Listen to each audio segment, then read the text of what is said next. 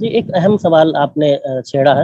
یہ بات بہت امپورٹنٹ ہے کیونکہ فلاسفی آف ہسٹری کی امپورٹنس کے ساتھ ساتھ جو چیز جتنی امپورٹنٹ ہوتی ہے اتنی خطرناک بھی ہوتی ہے۔ تو فلاسفی آف ہسٹری میں اگر فرد کا اورینٹیشن صحیح ہو تب وہ انسانوں کے لیے فائدہ مند ہے، لیکن اگر غلط نظریات کو تاریخ کے ذریعے پروان چڑھایا جائے تو وہ اتنی ہی زہر آلود چیز ہے، اتنی ہی خطرناک چیز ہے جو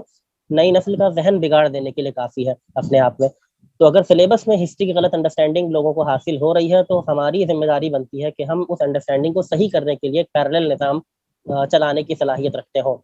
تو ایسی کتابیں تیار کی جانی چاہیے جن سے طلبہ استفادہ کریں اور آسان زبان میں ان کو تاریخ کی باتیں، جو صحیح باتیں ہیں، وہ ان کو پہنچائی جائے۔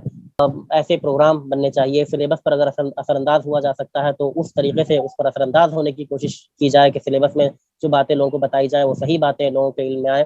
تو یہ کہ نئی نسل تک صحیح تاریخ پہنچے، یہ اپنے آپ میں بڑا امپورٹنٹ ہے، ورنہ اگر وہ غلط طریقے سے پہنچتی ہے تو کئی طرح کے نقصان ہو سکتے ہیں۔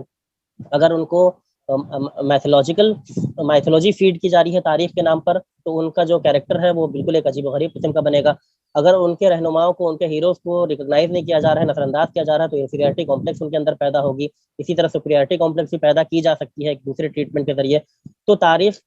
کا صحیح علم اور صحیح شعور نئی نسل کی پراپر گروتھ کے لیے ضروری ہے، اور بڑی بدقسمتی ہے کہ یہ چیز ہمیں حاصل نہیں ہو رہی ہے۔ اور نہ صرف یہ کہ یہ چیز اب بہتر نہیں ہو رہی ہے بلکہ اب یہ ورسٹ کی طرف جا رہی ہے سیفنائزیشن آف ایجوکیشن کے ساتھ ساتھ۔ تو اس چیز کی امپورٹنس بہت زیادہ بڑھ جاتی ہے کہ نئی نسل کو کس طرح سے تاریخ کا صحیح سینس دیا جا سکے، اس کے لیے کیا میکانزم ہم بنا سکتے ہیں۔ اور اسی میں